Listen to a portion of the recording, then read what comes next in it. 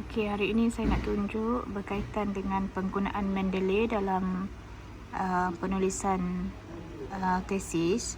Okey, setelah kita install Mendeley, dia muncul di desktop kita ni. Okey, inilah wajah Mendeley. Artikel-artikel yang ada. Okey, artikel-artikel ni saya sync dengan folder yang telah saya install lah.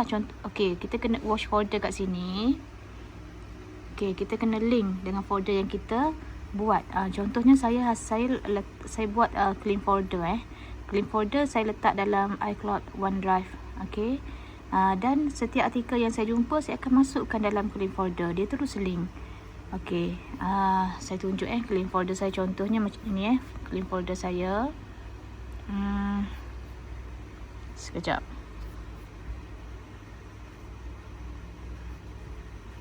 Okey.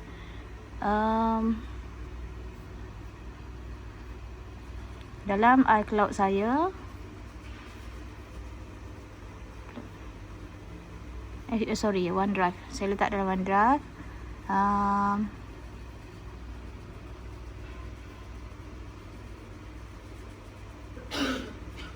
Okey, ini clean folder saya Okey, bila saya jumpa artikel, saya masukkan dalam clean folder dulu. Bila kita masukkan dalam clean folder, benda tu dah link dah dengan Mendeley. Okey, sebab kita dah set tadi kan. Kena set kat file, watch folder. Lepas tu nanti ambil lah awak simpan kat mana folder berkaitan dengan artikel-artikel tu lah. Lepas tu bila automatik masuk artikel yang kita download ni, kita kena tengok juga kadang-kadang dia punya ni tak betul. Contohnya kadang-kadang bukan huruf besar kat depan ni maksudnya dari sudut nama pun boleh edit. Nak tukar macam mana okey. Bila dah masukkan dalam folder dalam Mendeley, kita boleh gunalah penulisan kita okey, contohnya okey, nak type bahan, kita nak cite apa yang kita tulis ni, kita pun ambil kat sini reference. Okey, Mendeley cite. Okey, sebab saya tak tahu saya contoh ni kan tak tahu artikel mana yang saya ambil tadi. Contohnya kita try lah ya. Okey, ada tak artikel berkaitan kompetensi? Okey, contohlah saya nak cite artikel dia ni, tapi saya dah baca lah sebelum tu kan.